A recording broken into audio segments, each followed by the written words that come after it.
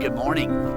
I want to begin with a verse from Psalm 104. Actually, it's verses 19 through 20. You have made the moon to mark the seasons. The sun knows its time for setting. You make darkness and it is night when all the animals of the forest come creeping out. The sun knows what time it is supposed to set, but tonight, this is Sunday I am filming on, it is going to set an hour earlier than it did last night, at least according to the clock, because we entered into standard time yesterday. Now you may wonder, as I think we all do every time we get to this time of year, why we do this. And a few years ago, John Oliver on his show did a kind of a funny explanation. So I want you to get to see that first. Why is this happening? For years, conventional wisdom has been that it benefits one particular group. I know it started because of farmers. I'm almost sure of that. But that's not actually true. It gives them extra time to plant, extra time to harvest.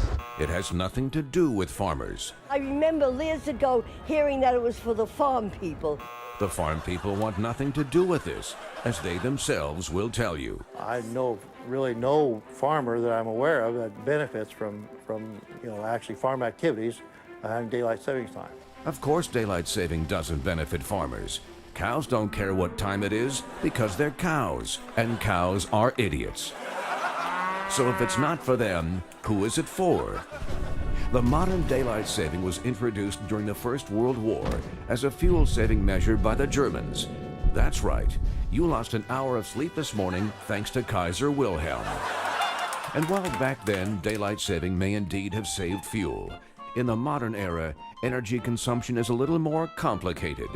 In fact, when Indiana adopted daylight saving in 2006, guess what happened? The data shows that daylight saving actually led to a 1% overall rise in residential electricity. Of course it did.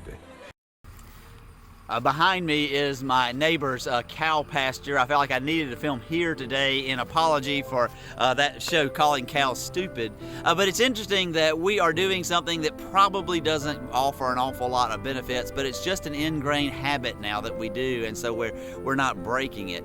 And on this day, as you are perhaps up a little earlier than you would have been at this time yesterday, maybe the light came up and woke you up earlier if you wake up by the sunlight these days. And as your body is adjusting to this new rhythm, know that we can have both good habits and bad habits, and we need to investigate our lives for those.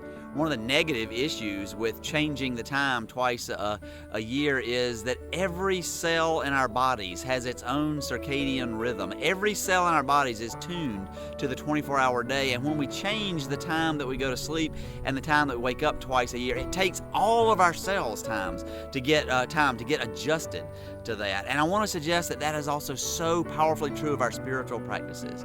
If you can take the time to pray, to fast, to offer thanksgivings to God, it will change not just you at some soul level or some spiritual level. Literally, you can change every cell in your body because our spirits and our bodies are so much more closely connected than we imagine. It's not a whole lot we can do about daylight savings time or standard time, but there is an awful lot we can do in our lives. And so as we enter into standard time this week, I want you to consider, what are some habits I need to break?